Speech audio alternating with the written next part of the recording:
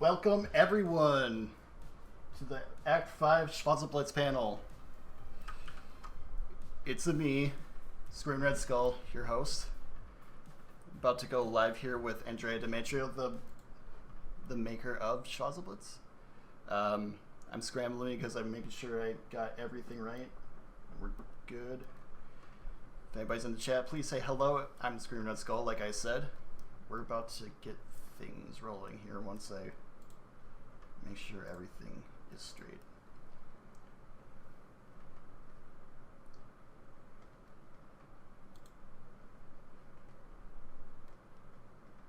What am I looking for even? Alright, so let me give Andrea a call.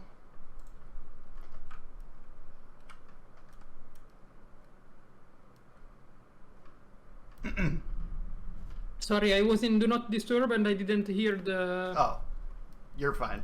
You weren't, I wasn't ringing you that long. Yeah, because when it's, I keep it on Do Not Disturb so it doesn't ring, this freaking thing. But... Yeah, that makes sense. Yeah, I think we're ready to go here, so, Yep. as I said, this is Andrea Demetrio, the developer of Schwarzerblitz. Wait, so we are already live, or...? Yeah, we are. Oh, damn it. I thought we were waiting until 8 o'clock, but okay, 8 o'clock in my timeline. Well, it's like, I started a little bit early. I'm kind of scrambling. Yeah, don't... So. No worries, then let me put the announcement lives, because otherwise nobody is going to know we are actually going to talk. Well, I've put out a few things myself, so it should be out there at least. But while you're doing that, I'm gonna grab the link for the Matcherino. I think I have that actually. No, I don't. Yep. Because I forgot about setting up bots to take care of those for me. A lot of what I've done for today is been scrambled in at the last second, so I'm kind of slapdash right now.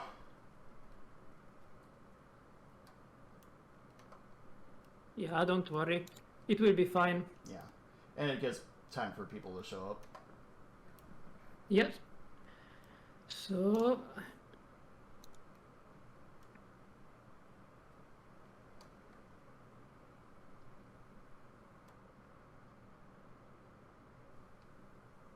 Yeah, I was trying to set up my view because at the moment for a second I had...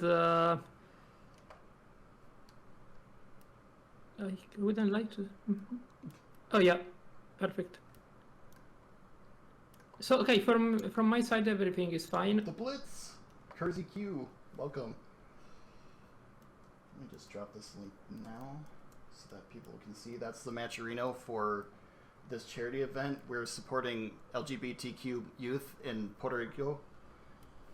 Please donate if you can. You get put into raffles for games, some of them good, some of them bad. And yeah, indie games you can get, and also some shitty games you can get. It's the luck of the draw. I'm not. And if you get a shitty game, you did it for a good cause. Just tell yourself that as you don't play it. And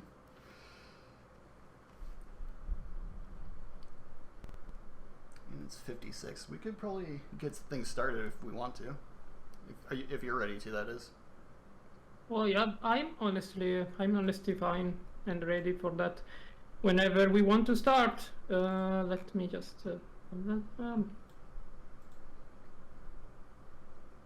My screen's a mess of things right now. Yes, but at least the stream looks fine. Yeah. That is, I have opened the Twitch on my second screen to be sure about it. And I was just sending a couple of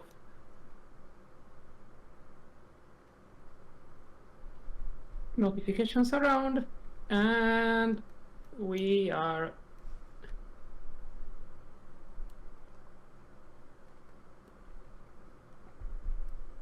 ready. You good? Yep, I think we should rock.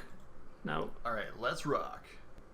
So, on the beginning, or the start of the docket here, I've got the beginnings of Schwarzerblitz, and I think a good place to start is the character development, the origins of where your creative and odd characters come from.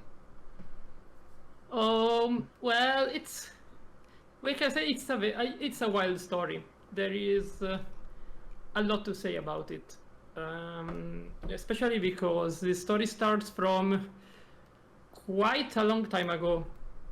I mean, most the characters in Schwarzerblitz are actually divided into three main groups. Characters that existed since around 1996, characters that were created for other projects and then were sent into Schwarzerblitz, and characters that were created precisely for Schwarzerblitz. The first group is probably the most interesting, at least from my perspective, because it's the one that was developed while I was in elementary and middle school. So, yeah, it's quite a long time ago, right? But the point is that when I was in elementary school, we have a small arcade. We had a small arcade in my hometown, which had some games like Tekken 2, and if I remember correctly, Art of Fighting 3, Breaker's Revenge, and the Ninja Masters. So not really the most fashionable fighting games of that time, but the one that actually shaped my imagination. Breaker's Revenge was my Street Fighter. I never played Street Fighter until 2010 or something. So Breaker's Sho Kamui was my Shoto. Ryu, it was a nobody for me. And King from Tekken was my favorite character. When I was a kid, I thought he was a Jaguar man, not a masked wrestler. I really thought he was a beast man, and that made him 100% more awesome. I mean, the graphics of Tekken 2 were a bit more polygonal. I played it recently because I actually found a PS1 disc of the game, and it still holds up pretty well. But yeah, let's say you have this kid that was 8-9 years old that had access to this arcade, could only maybe play once every blue moon, and so he started thinking about making his own fighting game, starting drawing characters on his school diaries while also listening to classes. I was multitasking, we can say.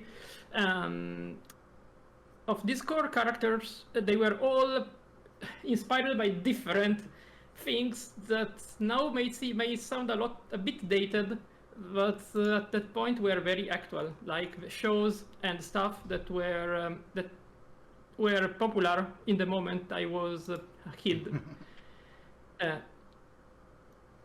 Like, for example, one clear example of this is the character of Schatz.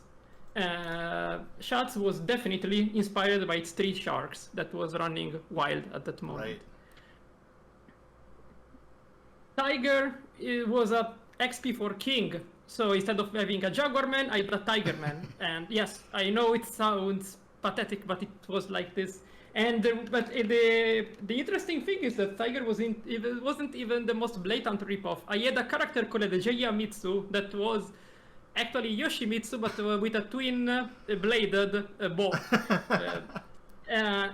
He never made it into the game, but he was originally planned, together with some also wilder characters that never made their debut in the game.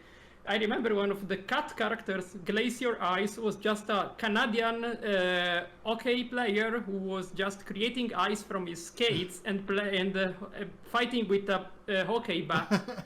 But the point is, he had this mostly the same mask as a skeleton. And there was also a Chinese guy throwing gongs as projectiles. You know the gong.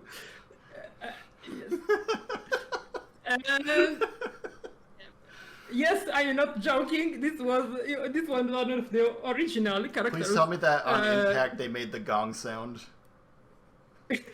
I don't remember because it was just drawn on my school diaries. And okay.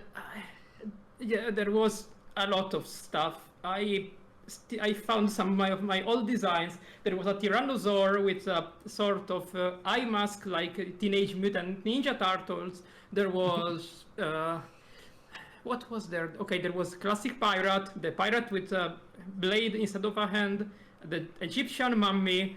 So name a stupid archetype for a cartoon of the 90s, it was there. I had one so it's character. safe to say all the warriors were here.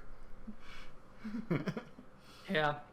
No, yeah, but and this is probably will sound even this will sound wild, but there was only one female character in a cast of around 100 planet characters. Yes, I was a very dumb kid with delusions of grandeur, and yeah, there was only one female character because I wasn't very good when I was a kid at designing female characters, Right. and all fighting games I was playing, there weren't many or they weren't striking. Okay, I was a 8 years old kid. I was more interested in dinosaurs than in girls, so that also had some impact, we can say. But yes, the point is there was that among these characters, only a handful actually were translated into the game. So the wildest are still in my drawing blocks somewhere in my hometown. But you know what? The point is that these were the drawings of a 10 years old child. And then when I was 26, so we are talking almost 15 to 20 years later, and I really started making the game originally as a way to actually, this is a story for later. Let's first focus on the characters. I started in 2016, and then the sensibility of a 26 years old are different from those of a 6 years old kid. So in the transition, I actually had to focus on a subset of characters.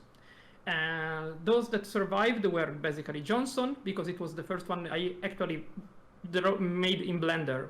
Not because it was extremely important in the original conception, but because it was the first character I actually worked on in this revival of my game that was not, it wasn't even called Schwarzerblitz, it was called Final Combat. Final Combat.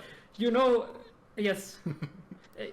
A lot of the stuff that I'm telling you now, I have only my brothers know them, right? I have never made them actually open. So this is a first of. Okay, this was known for also by some other people that it was called originally Final Combat, but yes, the name was pretty derivative, and they had a K obviously instead of a C. But this came with the zeitgeist, yeah. But then Johnson survived because he was actually the first character I meshed in Blender. And then Tiger had to be there because he was my favorite character, and when I was drawing him as a kid, he wasn't allowed to be losing the match. Tiger wasn't allowed to be losing. And it's pretty funny in hindsight because now, since he's the default player 2 character, when people boot up training mode, they are too lazy to change the dummy, and so they all pummel Tiger. And this is something that, honestly, is ironic. Let's say, yeah. There is a sort of dramatic irony behind it, and I cannot say I like it a lot, but things are like they are. I'm not. Okay, Tiger and Johnson were the first 2 characters. Then, obviously, Schatz, because I wanted to have him back, even if originally he had a shark tail. But then I realized how much of a mess would it been for a newcomer to Blender to animate a freaking shark tail. And so I just cut it. So Schatz became just a bipedal shark without a tail. That was actually what it was differentiating him from a street shark, but hey. Development goes through trial and error. I think the 4th character I chose was Amy, which was exactly the one female character I created back in the days. And so she was the one returning to the first 4 cast, to the original cast. And then Graf, which was called Armor Tiger originally, because that one guy? Because, no, Tiger was king, Armor Tiger was Armor King, and they had all the same color set, because obviously I was a kid that had derivative ideas over derivative ideas, and then had 20 years to refine them to try to make them less derivative. And I think it's funny because originally Age of Armor King was a cyborg, and then I made Graph a cyborg. But it's incredible how a lot of stuff came from not knowing English and just going with the flow and interpreting what I was seeing on screen at the time. That's how creativity works sometimes. Yeah. And honestly, I love this way of producing stuff. I think I read somewhere that the creator of Dark Souls created Dark Souls because he was interested in books about medieval painting, etc., of knights, but he couldn't read English, so he created the stories just watching at the pictures. And this is most likely something that happened to me too with this game, because I wasn't able to read English, understand English. Hell, Italy still has a problem with English.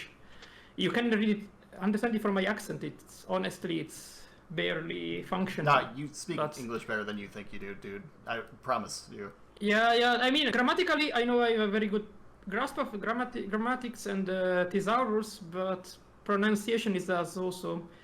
But anyway, the fifth character was Skeleton because he was one of the original villains that then became more on anti-hero side in the finished games. And the sixth one was Donner. But Donner wasn't one of the... Donner was one of the original Schwarzerblitz characters, the original Final Combat characters, and was the big bad. And so he had to come back. So originally, I started this project drawing characters from this pool of 100 or so characters, some of which I just had a name and one picture, not even a moveset, and tried to put together to start working on it. Then we have, so later there were others of the original characters came back, like Metallic Meyer, which is a skin for Graph in the game, was one of the originals. And I seem to remember there is still some others, but I don't, at the moment I can't focus. I will probably come to it, back to it later. One of them is Silman on Renzo. But this is the first... No, Renzo, wait, no, wait. Now I have to... Renzo belongs to the third group, characters created precisely for the game, which made it interesting. But there is a second group in between, characters that came from other failed projects of mine, or other stories I had written during my teen years, etc., but never published or never made public, stories that only my brother knew about, and he probably was the only one who still knows about them. And to this category, we have... belonging to this category, we have, for example, Elena, and fan favorite, the Evil Lobster. The Evil Lobster wasn't created for Schwarzerblitz. He was a pre-existing character that had his own story. He was a mutated lobster that was actually he was the protagonist of a sort of fake, imaginary heavy metal album called Bloodstained Messiah, when the whole plot of the album was that to keep the US clean, there was a sort of sea captain that decided to throw all nuclear wastes down into the sea to keep the US soil clean, and this caused common lobster to mutate into the heavy lobster that jumped on the ship, killed everyone on board, then headed for the coast and started boiling cooks like that were cooking lobsters in restaurants. That's awesome. And this is actually referenced in his lore, because his landing point, so later his landing point became Orlando, Florida, and that's where he stole a Harley Davidson and then shot out with the police. But it's it's a long story, but the Evil Lobster had his own, was the hero, the anti-hero of his own story, and also had a lobster tail that got cut in the development because of the same issues I had with shots. Because at the point I had the Evil Lobster, I didn't have a grasp on how to add objects to my characters that were not connected to the original skeleton. But then you could ask me, Andrea, but Kyoko, Kaya, the Kitsune had a very animated tail. Yes, because I made them later. I actually learned how to make this when I introduced the two kitsune, that actually they are also part of these characters from another story group. And then there is one character that it's in between this. Cypher, another of the fan favorites, according to the polls, wasn't really created for Schwarzerblitz, but her adult version was. She was originally the protagonist or the co-protagonist of a very gritty cyberpunk story that focused on her kidnapping when she was, I can recall it, 11 years old. And Schwarzerblitz has the adult version, and this story is actually referenced in her first story chapter. I actually drew that comic for a draw 24 pages in 24 hours competition, sort of competition. And yes, I stood 24 hours awake with a lot of coffee, cola, snacks, etc.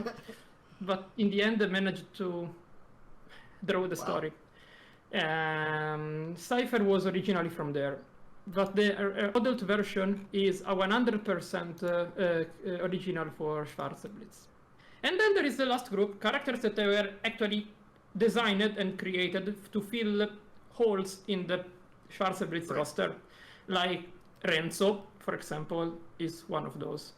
But compared to the other groups, this one is pretty small. I think the most important characters in this group are actually Renzo and Crave. But Crave was also born accidentally. It wasn't even planned. I just messed it up with my controls in Blender and turned the model of graph upside down, outside in, and got Crave's shape. That's crazy. Yes.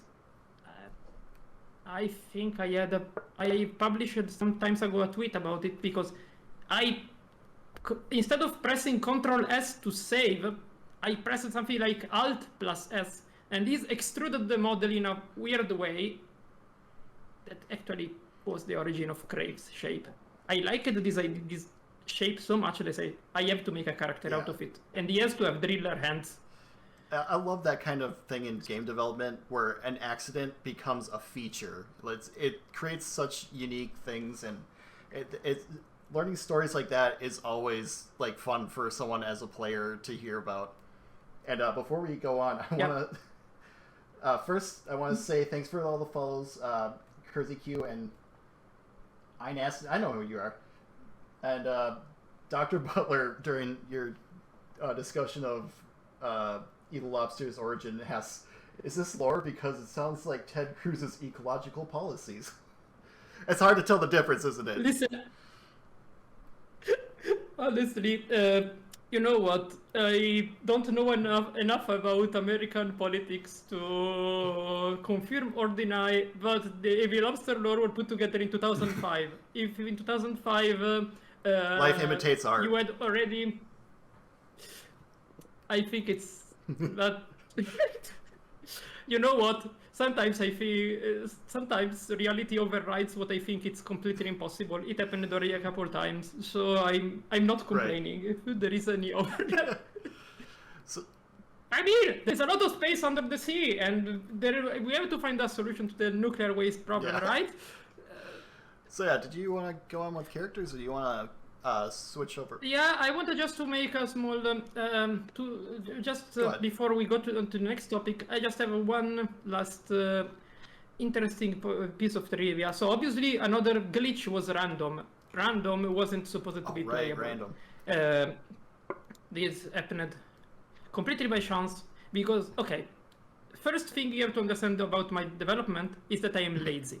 If I can find a way to implement something without having to rewrite code, I'll do it.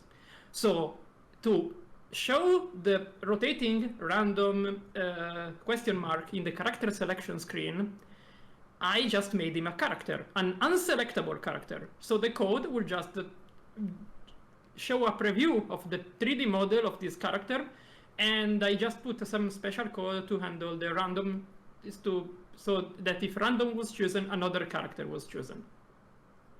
So random had all the parts of a character. So I had a skeleton, had animations, it had the moveset of Johnson because I just bulk copied Johnson and just replaced the mesh.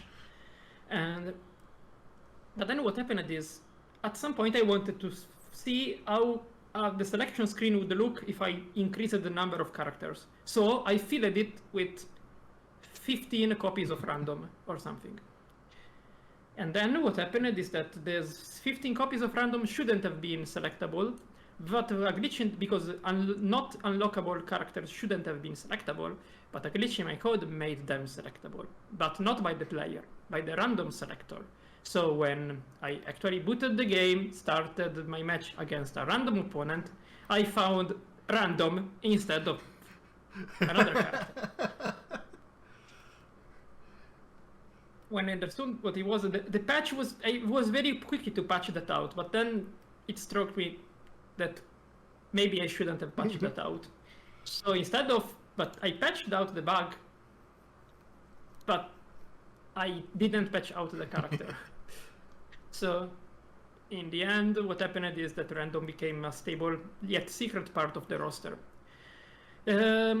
Tutorial Man is a different story. Like, I needed a character for the tutorial because everyone was asking me to add a tutorial for the game, but none of the playable character had all the moves I needed for showing all mechanics. So I thought, okay, I make one character just for the tutorial and I make it playable. And this was the beginning of Tutorial Man. One last thing is that some characters came back just as costumes, like Blade, which is a costume for shots, and Metallic were part of the original Final Combat roster, and they came back as costumes. Mr. Devka, Silman Simeric, and Feliz Arracido are also only costumes. But this is not because I didn't want to make them complete character. It's because at some point I just wanted to have them into the story, but I didn't have time or ideas for a moveset. So I just reskinned an existing character and gave them an extra costume. More or less like in Tekken 5, one could select Eddie as a secret costume for Christy in Tekken 4 and 5, if I remember correctly. Right. Yeah, I think we have done about characters. I think we can, I mean, obviously then there are external characters and guest characters like Mono, Jen. So Mono and Jen were added. So Mono was added for the first create a character contest that was run for Schwarzerblitz. I had something like 5 entries, and Mono was the one that was more interesting for me. I remember there was one entry that I have discarded immediately after seeing it because the author created this character and in the description wrote something like, he is in love with Cypher. And I said, okay, you are not touching her with a 10-foot pole. That's imposing. Yeah, again, exactly. So I have just not considered it. And Mono was the character that actually won the first poll. Then we had Jen, that was a gift from an artist friend of mine, that he made a mod. He modded her in the game by modifying Emmy's model and modifying the texture. But I liked the way this character looked so much that I decided to add it to the roster and make it canon. She was originally called just Jennifer, but I shortened it to Jen to make it a bit like. Jennifer to me looked a bit more too classic as a name, so I decided to cut it, get it snappier. And she actually has a very important story role, so I'm really happy to have added her. So I have to thank my friend Studio Monty for doing this, because without him, the plot would have lost one important character. I would have probably written a different plot if I didn't have this character at my disposal. And then obviously we have other characters like your doll, Mira, Leo.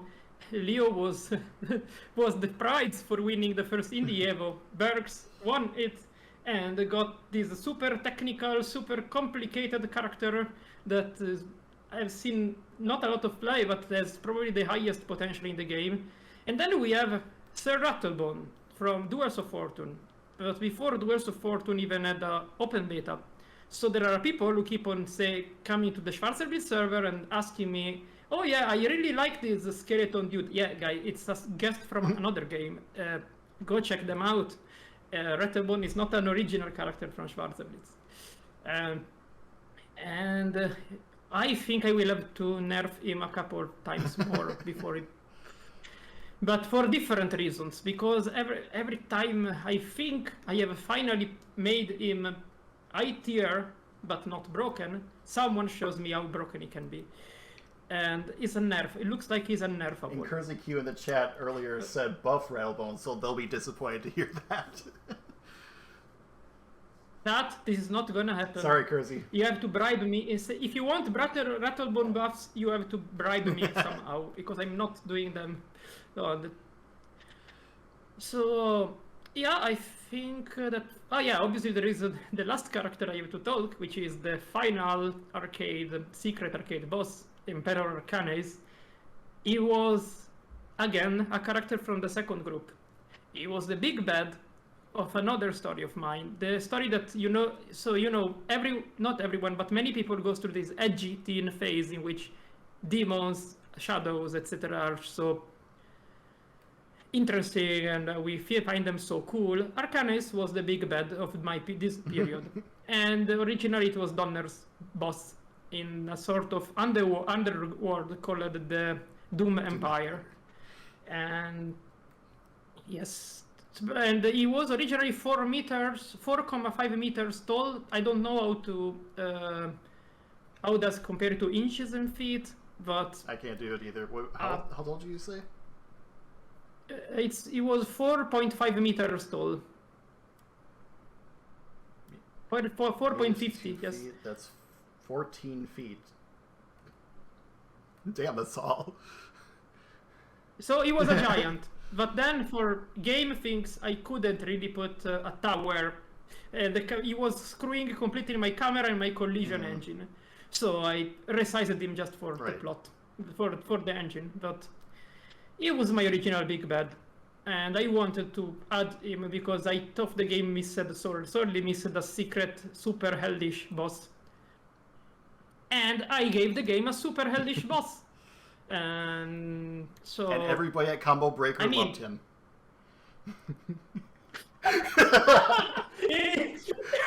It was Frosty Faustings. Frosty Faustings. Frosty Faustings 40. Yeah.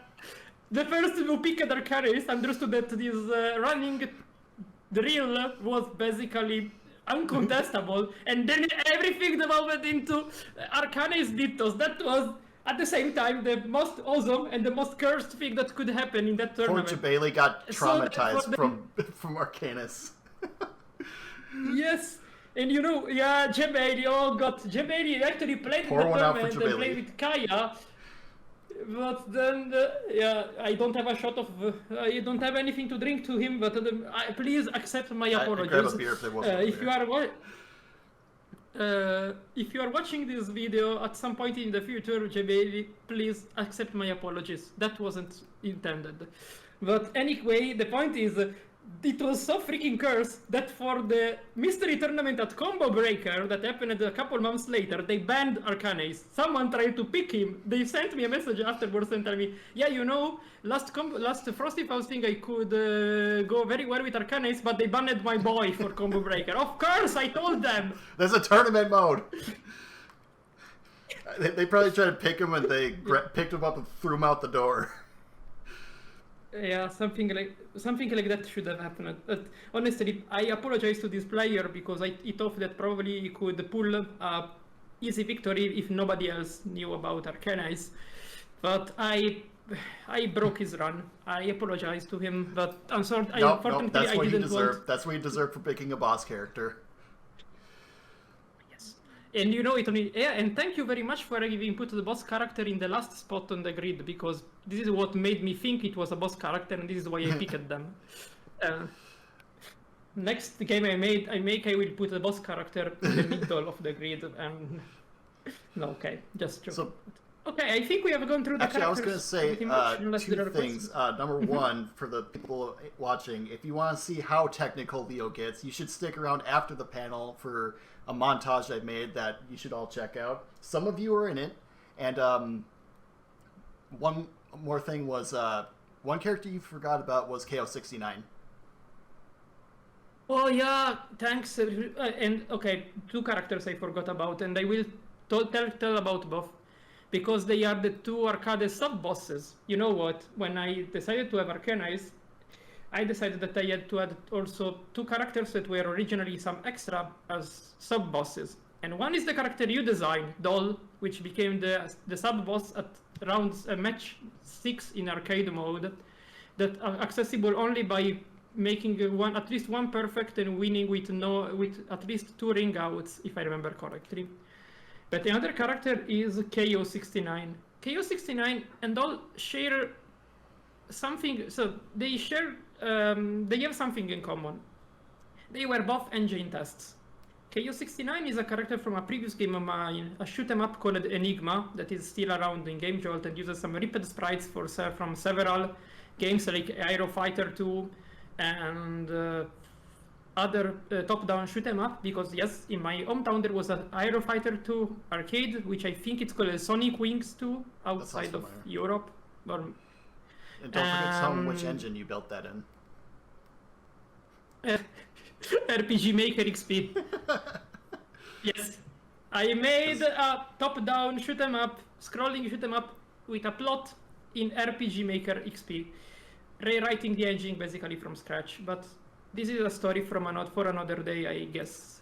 That was just an important detail we had to get out there, just so that anytime any of you see me say that he's a madman, you can understand why. That, and you can also look at Motion Sickness and Explode Judo. I mean, I'm not denying it. I think it's a bit, at least it makes things a little bit more interesting to try and do crazy stuff so at times. Otherwise it will be pretty dull. So yes, ENiGMA was a shoot 'em up game made with RPG Maker XP. KO69 was the protagonist.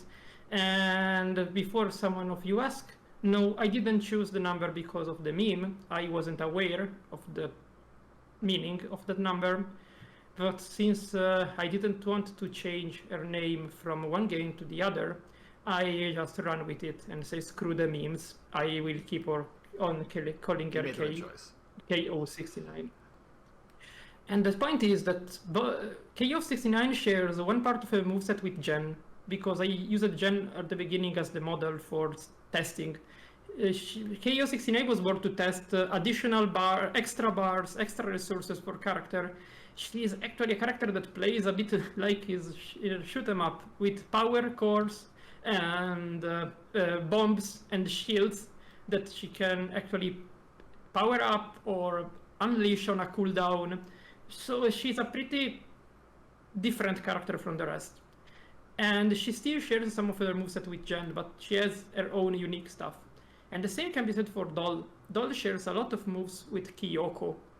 And the reason is, I used Kyoko as a base. You know, at some point, Scream, your host here, told me about his characters, etc., and sent me some sketch of Doll. And I thought, you know what, this character will be cool. The Scorpion throw will be cool. Can I implement this in the engine? And I said, I looked at it, I made a 3D model of it, I saw that it was possible, and then I sent a message to Scream. Hey Scream, look, I've made this. Can I put her in the game? I was like, oh my god, he brought her to life. I didn't even ask him to. And yes, this is the interesting thing. Of all characters that came from external sources, I have almost never been asked to add them. I that asked the creator if I could add them to my game. After making them. Yes, it's more like, I don't know, when someone approaches me and asks me, because this happens, someone approaches me and says, hey, please put my OC in your game. Please, I have this cool character, I want to see him in your game. Even if I can't play your game because I don't have a PC, this happens already. I get requests. I got a lot of requests in the past. But the point is, I'm not doing this. If I'm not interested in your character, if I'm not engaged in it, no amount of begging will actually make me do this. I understand that if I have to do something like this, I have to be the one interested into it. So there are more chances showing me your characters without asking me to put them in the game, then asking me to put them in the game to have them actually featured. But this is not a call for characters. I am full. Don't swarm my DM with designs. If this will happen, I will contact you. Okay? But yes, I think we can go forward in case there are no more questions on the topic. I think we got a really good breakdown of the characters. So why don't we move on and try to talk about the development stages, like you learning game development and the inspirations for what became Schwarzerblitz altogether. Yeah, there is a lot to unpack. There is a lot to unpack here because... So the reason why what was the reason I resuscitated Schwarzerblitz in 2016 after 20 years? The reason was that I was having a pretty hard time coping with my experiment during my PhD in physics. And the original model for Johnson was meshed during a break, during a night shift at CERN. I had something like a half an hour break because the machine stopped working. Yeah, the big accelerators at times just decide that they have to break down. So I popped up Blender and I don't know if out of despair or out of anything, I just decided to mesh Johnson. Fairly easy character, guy in a tuxedo without a face. It was the best test subject for that. But then when I came back, I started interesting myself again in game engines. I never made a 3D game before. Before Schwarz, I jumped from RPG Maker to coding my engine in C++ using Irrlicht, without doing anything in between. And why Irrlicht? Why this? So Irrlicht is a C++ engine from 2009. So it was already old when I started using it. The point is, Unity was already out there in the wild. Unreal Engine 4, I'm not completely sure. Or maybe it was, but I don't remember, but I didn't consider it. Why Irrlicht? The point is that I didn't like Unity UI. I didn't like the editor. I tried to get to terms with it, but I just couldn't mesh with it. Irrlicht was more limited, but was everything coding. It had no editor. I had just to write code and see stuff, compile and see stuff happen. So text to game, without steps in between. I know that for someone it seems jarring that I don't like using visual editors and I like to write stuff instead. But for me, at that time, was the best thing. Right. So I just put together my program, loaded some basic assets, and put a Johnson there, two Johnsons originally, because I didn't have a second model, in a Quake stage that came with the engine. And then I started putting the movement in.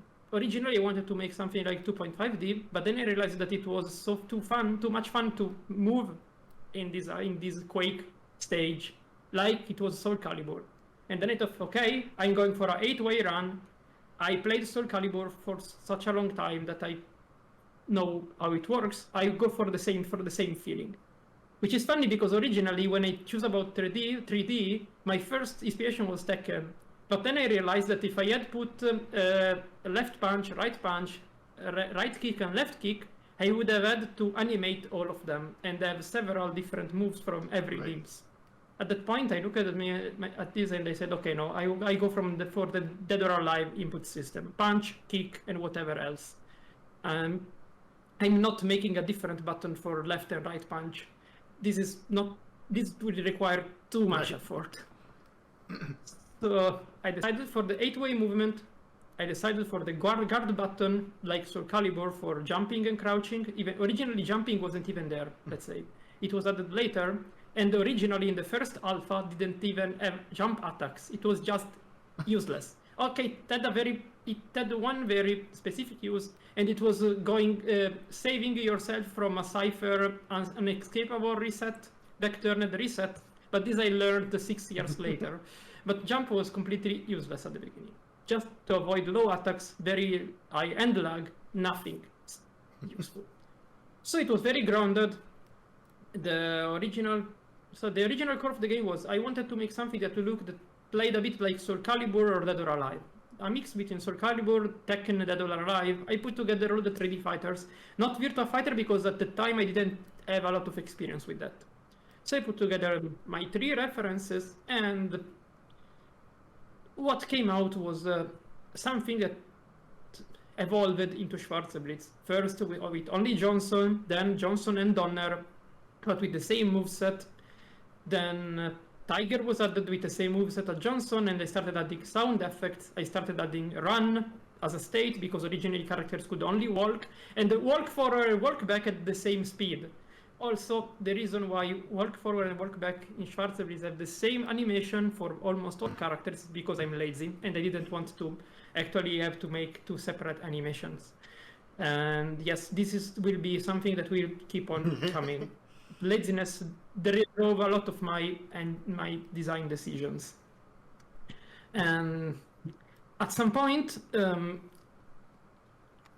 this is also why every character, almost every character has just one grab and not back and forward grab, because doing one grab was already a chore. To animate 2 characters, synchronizing them, writing the code for it.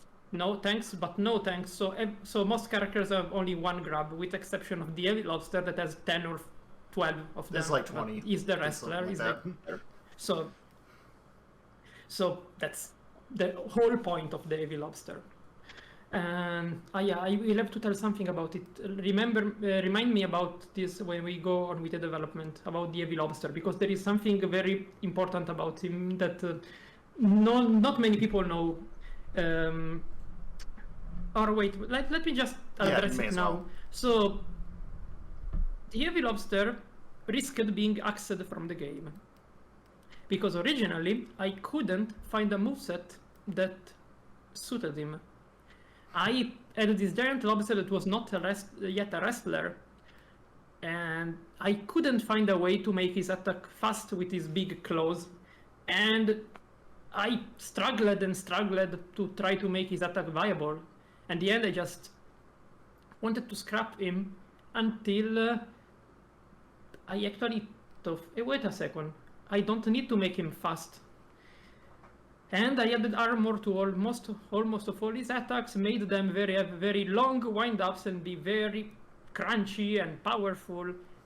And this saved the character. The fact that I moved my development to give it from pokes to smashing your skull between 2 claws.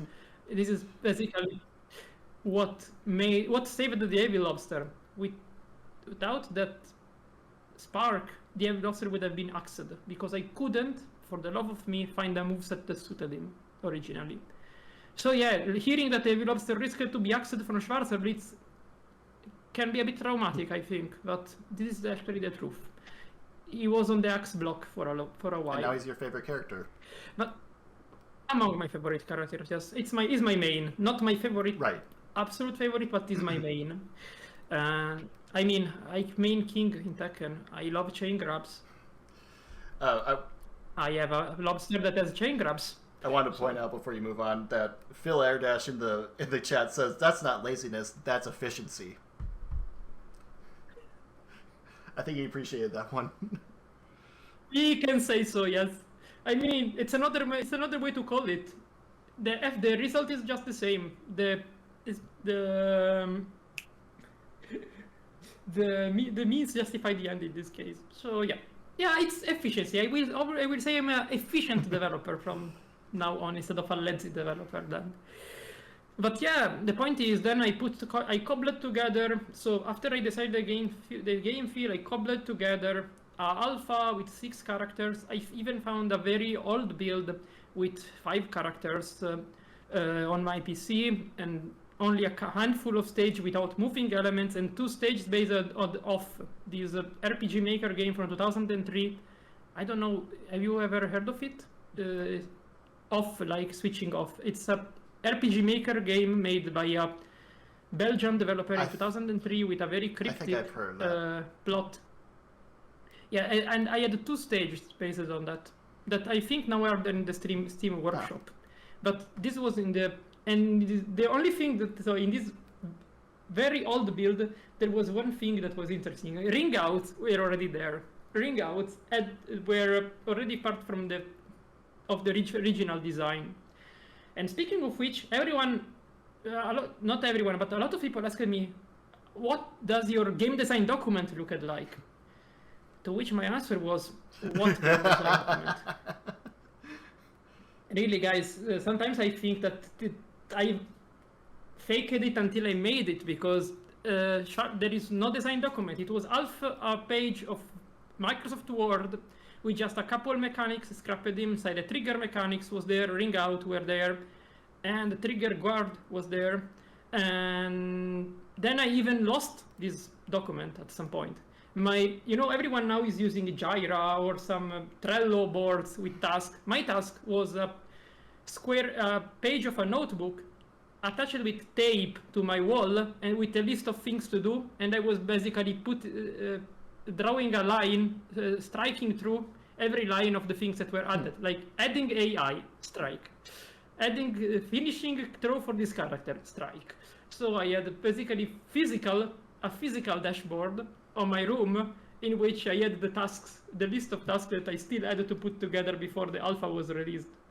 And yeah, I think the low technology solution actually worked pretty fine at the time.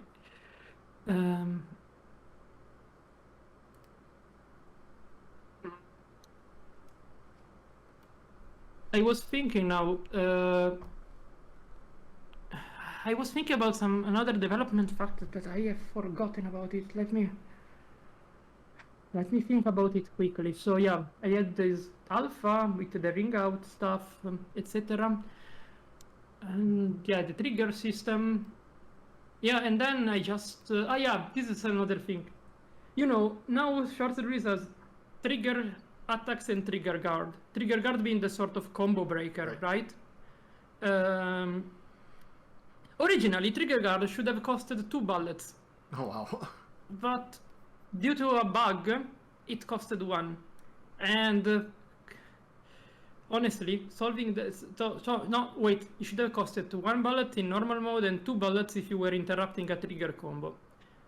But apparently there was a bug that never triggered the augmented cost.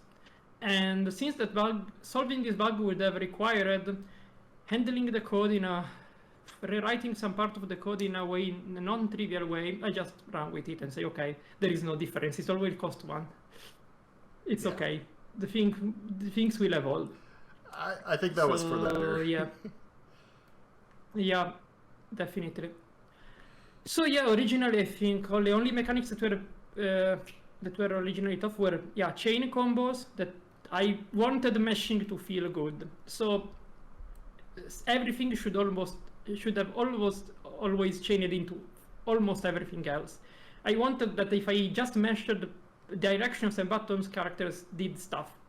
And did stuff on whiff. I despised Street Fighter at that point in my life. I despised the Link-based fighters in that point in my life. Because it felt so bad for someone who came from Tekken with strings that you mesh buttons, you see cool stuff happening. You mesh bigger buttons, you see bigger stuff happening. That is not necessarily stronger, but looks like it. This was the feeling I wanted to have. And Street Fighter didn't. It was, okay, I played the roundhouse kick button. And now I am locked into this animation for the next, I don't know how many frames, and I can't mesh, everything feels so stiff. At that point in my life, I couldn't understand what people found in Street Fighter. I needed some years of self-development to actually understand why the game was actually appealing. But at the time, I wanted people to be able to mesh in my games and get cool stuff while meshing. So this was design decision 1. Trigger system was design decision 2. I wanted resources, but I wanted to give all resources from the beginning and made them non-replenishable. I want to say, okay, I'm giving you everything, do whatever you want with it, but know that if you use them, you lose them. And then trigger guard, because I was a impact parry nut from Soul Calibur and a counter hold nut from Dead or Alive, and I wanted combo breakers, but wanted to be 50-50s. So trigger guard works more or less like a a 50-50 combo breaker, because you have to still guess the correct attack height. And I thought it was fine. Except I found out later that trigger guard could be cancelled after success, so the defender had a free combo if they trigger guarded correctly. This was not intended, but for a while this was the state of the game, and several players asked me to do something, because being comboed after being rewarded for opening the opponent by being comboed by the opponent is not exactly a good feeling. Like, you know, bursts that actually start combos in anime fighters or in Marvel-like fighters. I had some 2 indie examples in this direction that I won't name at the moment, but I have heard a lot of complaints about the fact that bursting out of a combo netted you a combo and locked the opponent's burst. So this was a bit, let's say that it was, I understand the feeling, but I thought that it was a design decision that could have some success. But anyway, now trigger guard is just as a +0, return to neutral, cost 1 button that still has a 50-50 implemented. And yeah, this was the design decisions. I don't think there is a lot more about it, because the core of the game is still that. There is not more than that. If you really go to the very fine level, this is what's left of Schwarzerblitz. This is the 3 pillars, the 3 pillars: free movement system, trigger button, and fluid chain system. And this was from in 2016, and this is still now. So the core of the game never got really reworked. And yeah, the pipeline was actually learning Blender, learning Herlicht. It was written in C++. It was the only language I had some real experience with, together with Ruby for RPG Maker, but that was another story. Right. Following Blender tutorials was interesting, because I did it during my PhD, and I was following them from around 8 o'clock in the night to 3 a.m. in the morning, because I didn't have other time during the day. So I was doing my PhD and working on my experiment during the day, and then studying Blender by night, more or less. And somehow being able, what helped me was that I had a lot of flexible time, so I could start working at 9 o'clock or something during my PhD, so I could afford losing 1 week or so like this. And so in 2 weeks, I kind of learned the basics of Blender, and all the tools that I would have still used later come from 2 weeks of intensive training course and following some online tutorials, written online tutorials. I cannot learn with videos. I have to read written tutorials with pictures are my friend. Videos, no, I hate them. But yeah, I don't know. Yeah, for audio, I chose the SFML library because it was the easiest to implement together with the existing Earlish stuff, and it was also in C++. Earlish also helped me because it had built-in controller support. I didn't need to do anything special to support all controllers. I took care of writing a very solid input layer that I made myself. But the basics, so the interface with the hardware was there. I just needed to write a software interface that basically created a layer for every controller and allowed me to handle the input in a best way possible. And I'm still pretty proud of that because it's one of the things that worked the best. And yeah, one thing, I didn't have any idea of how to make an online game. It was never my intention. So the code was really bad for that. And it's still really bad for that. It's a chimera of grown up stuff that cannot be adapted easily to any online experience, because there is a lot of stuff that had to be completely reworked from ground from top to bottom in order to add online to the game. Hell, originally the game wasn't even frame capped. Logically, the game was running at whatever processor speed your computer was running. So you could have something like 3000 frames per second. Okay, visually you wouldn't see them, but logically the game could poll your input 3000 times per second technically. So I had added the logic cap much later into development because I wasn't even aware that the logic cap was needed. I didn't think about it through. It was my first 3D game. My first real fighting game and my first 3D game. I say real fighting game because I had some prototypes made with RPG Maker, but including The Words End With You, fun fighting game, and some sort of 2D platform fighter without guard and block, because I thought that guarding and blocking was for cowards when I was younger. But this is a story for another century. And yeah, I think, yeah, development-wise, then so the game reached a solid state around I think end of 2017 with the second beta, the second open version, the so-called Alpha Plus version. The game reached almost its stable state. That is where I was happy with. Then a lot of stuff happened. Berks happened, Mao happened, and I had to implement infinite prevention systems. More on this later. They'll see some of that later. But yeah. Several infinite prevention systems, because every time I put out an infinite, it came back from the back door. You know that Simpson meme with the guy throwing the Mo out of the bar? And then he just walks up behind him. One. Yes. The moment I removed an infinite, Mao found another one. The moment I removed that one, Berks found another one. It was an interesting time, the most active time, and I've learned a lot. But yes, the issue is that the game was written by someone who had no experience in making a 3D game, no experience in making a real fighting game, no experience with online games, and somehow it worked. Which is, I still believe it's some sort of miracle, but this is how it happened. I never plan to make a game that was played in locals in New Zealand or in mystery games in Chicago, mystery tournaments in Chicago. That was completely unexpected, and honestly, if I told myself 5 years ago that would have been the outcome, I would not believe it.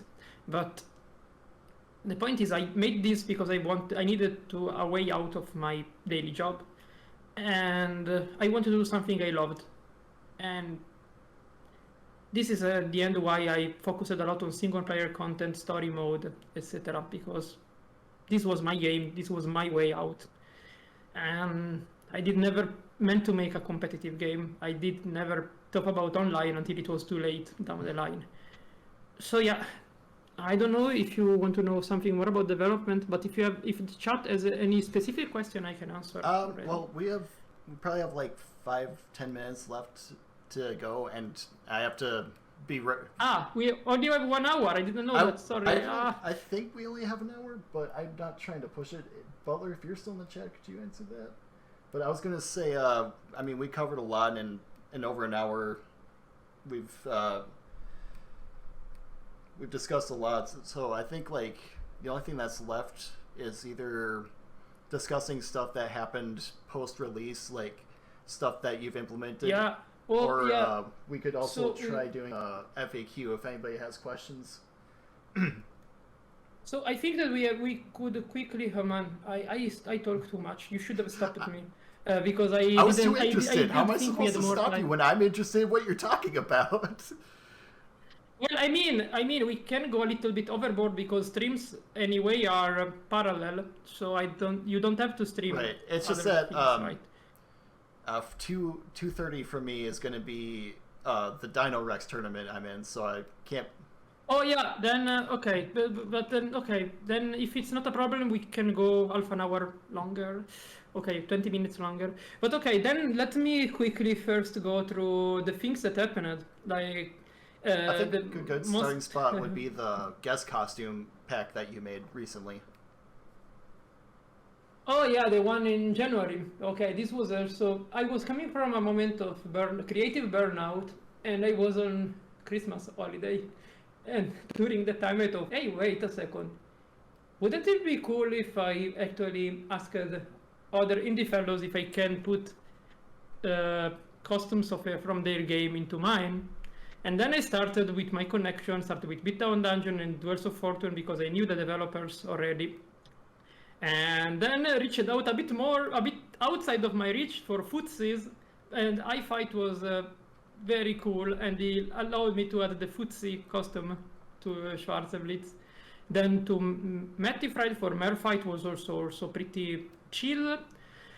The most difficult one was the Chianta costumes, because to reach for Harama, I actually first reached for Abok, a streamer that I came to know thanks to Schwarzerblitz, a stream about Schwarzerblitz story mode, and who was also in contact with the Chianta community that sent me then to the Chianta Discord, and from the Chianta Discord I managed to get in touch with Harama thanks to his email, and then he reviewed the thing and allowed me to have the Azuma costume for Wally, and the Chianta costume for Tiger.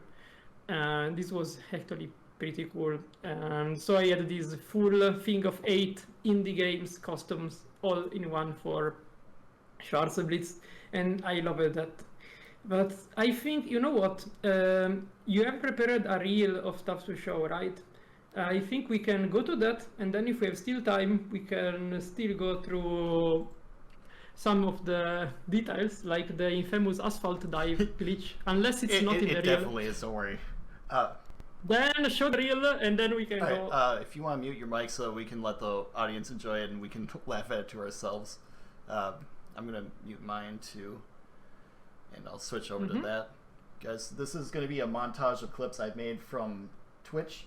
A lot of them I made personally, some I reached out to people to get on here, and it's a mix of clips of me, clips of people playing the game, making combo videos, and some other fun hijinks. So please enjoy.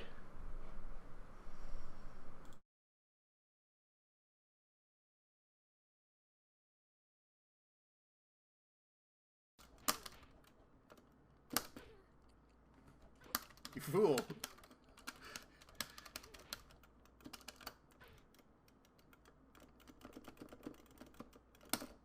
Oh! Oh!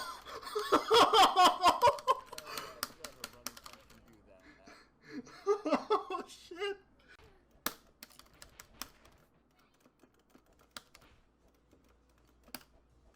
Oh.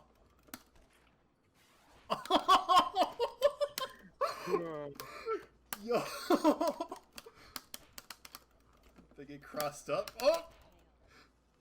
I thought this was kind of sad. I almost feel bad, but it was too hype. It's a little people's nerve.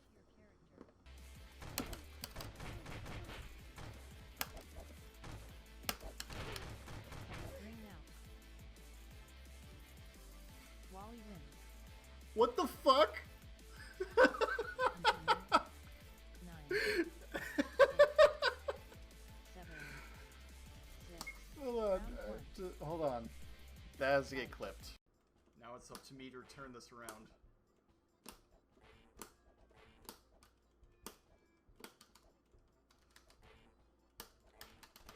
Mother. Oh!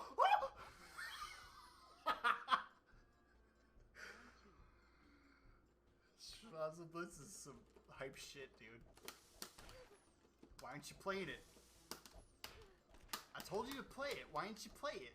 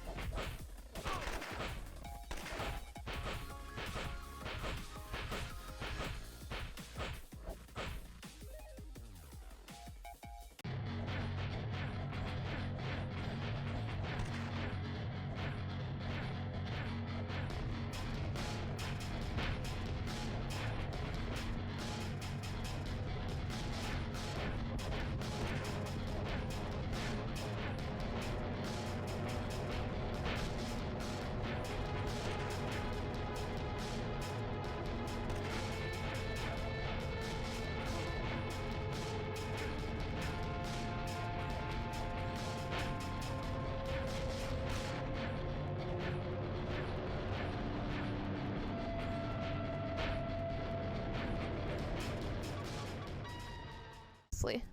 I love Eliza. This game is really solid, honestly. Like, I really like this tutorial. You were right about it. This tutorial is actually very good. Especially if you, like, already understand fighting games at a fundamental level. It does a good job of, like, going through, hey, this is a 3D fighting game. Here's the differences. And I actually appreciate that, especially as an anime player. Yeah, but we will go ahead and play this one. This is SkreamnRedSkull calling to say, play Schwarzerblitz. Play Schwarzerblitz, everybody. I actually play that game. If you have not, it is a 3D fighting game. It's currently, I believe, inside of alpha. They're still working on finishing up some of the characters and everything like that. It's a very, very good game. Definitely. Outfit looks like.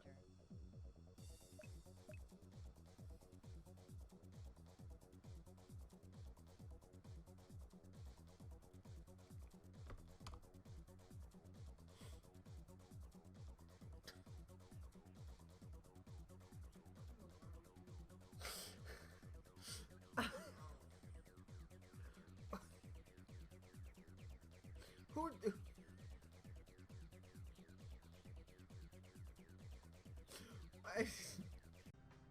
I would have paid for this. I respect that this is a free game, but I would have paid for this. Like, if you'd have given me a trial with just like 2 or 3 characters, I more than likely would have paid for this. In a universe where people paid for dive kick, this is worth paying for. Will he go for the Diamond Wait. Crusher? Whoa! Yo, it was. Oh no! What the fuck You just happened? triggered one already rare bug, but it's already okay. The first Oh no, Barrick, so. Friendship with Hyperfight ended. Now Schwarzerblitz is Indivo's best friend. Okay, listen here, Mr. SkreamnRedSkull. All right, you're saying that Schwarzerblitz. Hold on. Hyperfights calm down. are the Guys, most. you know- Excuse me, Mr. SkreamnRed.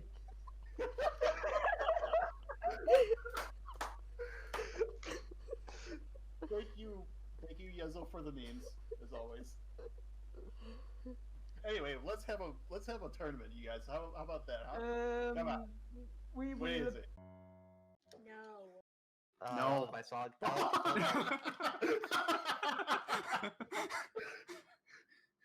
I like We're all paper dolls. No.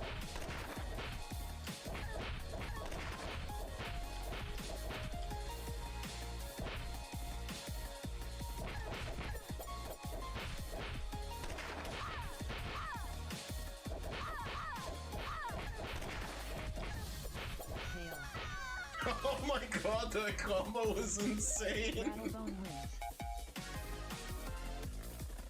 I Round made 2. that shit on the fly. Fight. I looked, and there was a fighting game online, sure enough, called Schwarzerblitz. It was available for download, and then I downloaded it and installed it. And then someone on Twitter said everyone in the Schwarzerblitz community wants to say, please link to the Discord. And I'm like, bro, I don't know what the fuck you're talking about. I think one of your mods just asked if they could link the Discord right here. Yeah, SkreamnRedSkull. Sure. Can you link the Discord? Screaming, Go ahead. in fact, if I'm not mistaken, SkreamnRedSkull was the one who was talking shit. I believe he was the one that called out the game selection to begin with. Need the return. Oh my god. SkreamnRedSkull made this song. Come on, get serious. And now it all makes sense. Why was Schwarzerblitz being pushed? Why was this game being yelled at me to be played? Because someone had a fucking biased interest. What a shill. I can't believe it. I can't believe it. Betrayed. See? Calling you a Dishonesty. coward. You think for a second someone has passion for the games that they play, but it's all just a shill. It's just, it couldn't have been real. It couldn't have been real. Unbelievable. Never to be trusted again. You know, for a second you think just maybe someone is like, yo, I want you to see this jank shit. I want you to have a good time. But no. No, he's involved. He's involved. Fuck out of here, SkreamnRedSkull. Elevator! 37 levels. A box with one texture on it. The floor better be the same texture. Deep into the abyss and beyond. The floor is the same texture. Fuck yeah. I'm so hyped for this. Let's go. You'll get your ass kicked. One texture, baby. One JPEG, boys. Close quarters. Close ass quarters. Find your good buttons. You know who's not fucking unarmed right here? Yeah? Oh my god. Okay. Double jump. Oh! Yeah!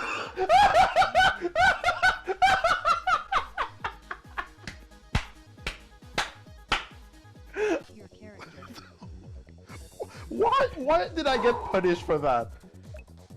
You know what, SkreamnRedSkull, I'm sorry I ever doubted you. You were right. You were super right. God damn it. I was a coward not to boot this up. Oh my Until now. God. This is the greatest. Look at those abs. Look at those abs. Toast Starter is in the winner bracket, so Berks has to win twice, 2 sets to win, and Toast has to win 1 set to win.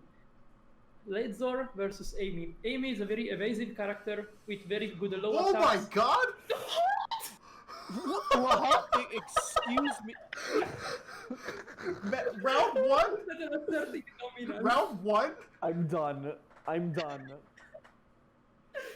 Guys, after this, I'm done. Oh, and Albert armors through it. Edgy gets caught! Albert doesn't get the super though, unfortunately. Big punish. Ooh, big armor. Oh, Edgy has to get out of the corner, but it looks like Albert's actually gonna take the game after that mid hit. Oh my god, and Albert advances to winners finals. Albert's head game on Rattlebone absolutely oblivious. Edgy's KO does not seem to be working, but hopefully we can see a little bit of a good blocks, double launcher low blocked here. Gets the barrier out. Doesn't have the barrier for a little bit. Gets low, but Albert doesn't connect. Gets grabbed out of it. Okay, grab. And big super, this might be it. Ooh, big. Albert's on 1 HP. Good block, good recognition on block read. And gets 2 more. Albert does have the bar for a super here, and that might be lariat once more. Big punish with the super. Oh my god, big head. Edgy getting in there. Using the meter wisely makes those moves unblockable. Good block. This might be what he needs here. Oh! Albert needs 1 more hit. And that's it! Oh my god, Albert takes the world's first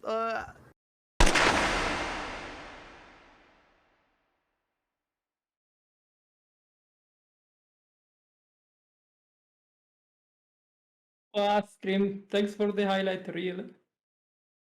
That was impressive. And it was a lot of fun to make too.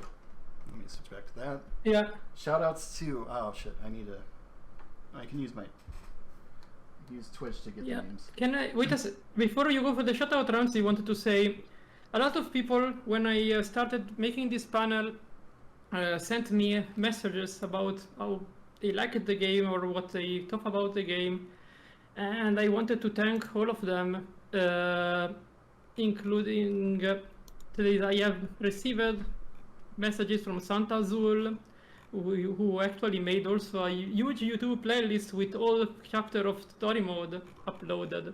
So Ninjinister, Stephen Hunt, that was also a voice actor for games in the past, that also made a YouTube video with all the arcade endings collected. Then all the people in the Schwarzerblitz Discord, Fernanda, Miwi, Genji, reached out for me to tell me that they love it to see what because how a passion project like this evolved, the time and passion put by a developer into something like this, and that showed that what one single person could do. And I appreciated all of your thoughts and all of your messages, because this game wouldn't be what it is without its community. Yeah. Honestly, it was a wild ride. The last 6 years were a wild ride. Schwarzerblitz was just a gateway for all my other projects. And I have to thank Mao and Berks for breaking it. I have to so Mao and Berks broke it to smithereens, destroyed it completely, burned it up with napalm, made it to ashes, and broke it even a bit more. You know, some beta testers, they chip away at the block you make. These guys came in with jackhammers that we were not equipped to deal with. I wasn't a keeper about it. I just had to suffer through this, but it was for good, actually. You know, the reason why the game now is almost competitively viable is thanks to them, thanks to Yellow Slot Card, thanks to you, thanks to Burst, thanks to Mao, to everyone who broke it. And seeing these tournaments in the wild, random YouTube videos, random clips from Twitch. Okay, too many rattlebones. Toast Utter will hear a complaint letter for me. But yes, thanks also to you, Toast, for actually allowing me to have your character in the game. And Johnson will return in Duels of Fortune soon.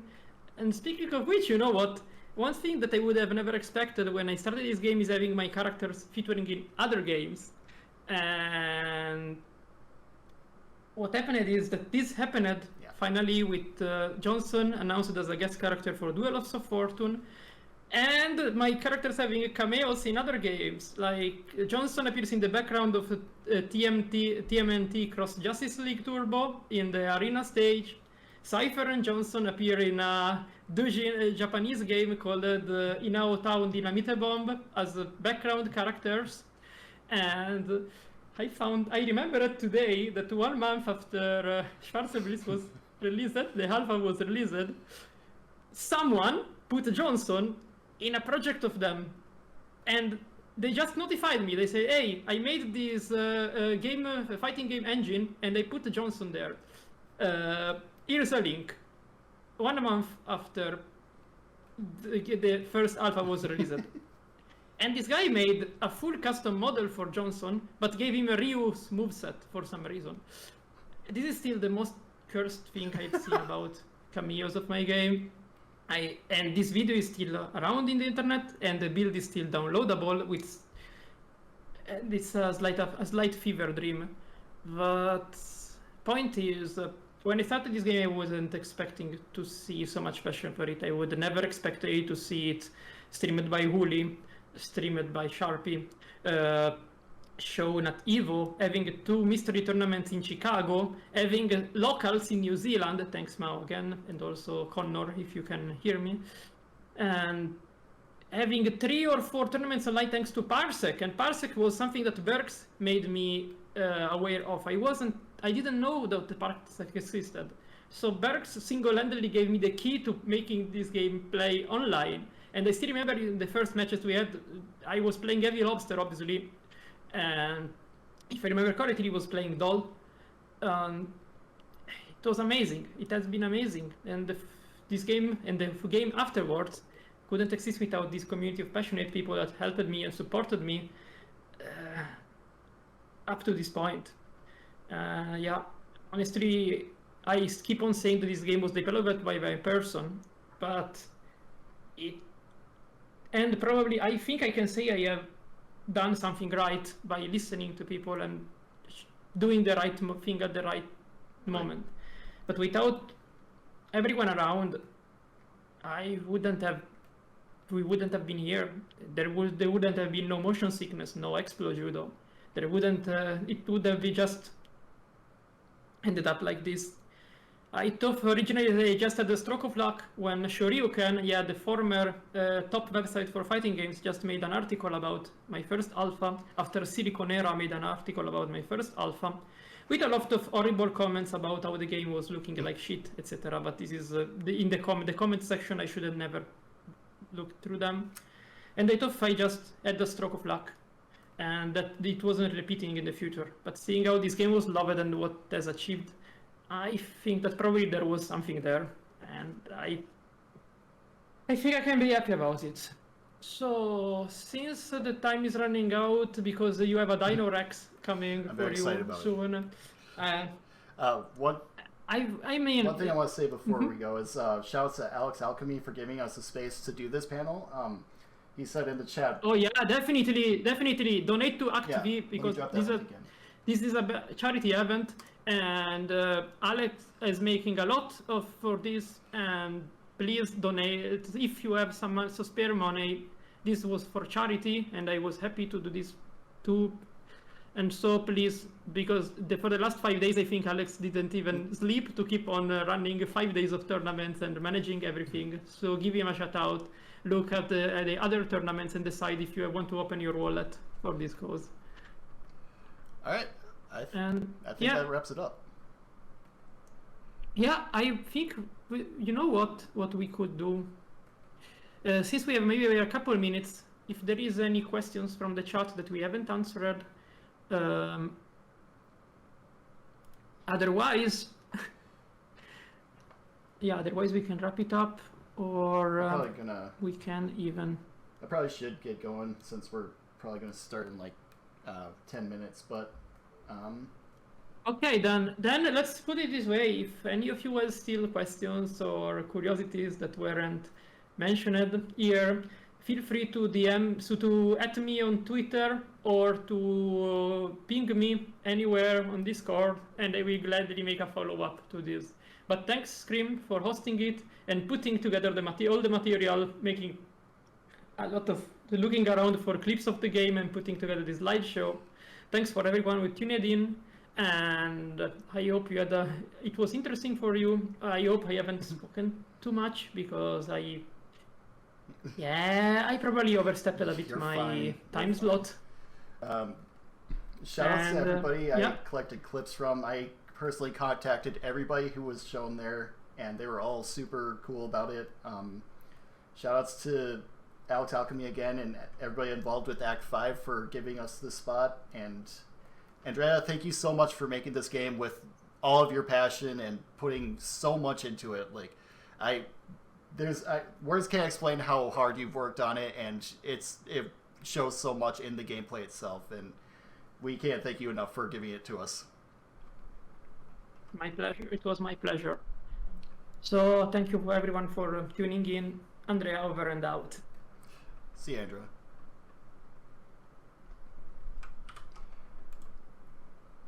All right, everybody. That's going to wrap it up for us. That was the Schwarzerblitz panel. I'm going to raid Alex Alchemy because that's where the Dino Rex tournament's going to be going on, and I'll be in that, getting my ears seared off by the sound of the Pachyosaurus, or whatever the hell it's called. There we go. So, if you have my emoji, please mash it in his chat, and if you don't, just shout Dino Rex Sweep for me. Thank you all for following, thank you for watching, and thank you for playing Schwarzerblitz. And, what was it? Oh yeah, play Schwarzerblitz!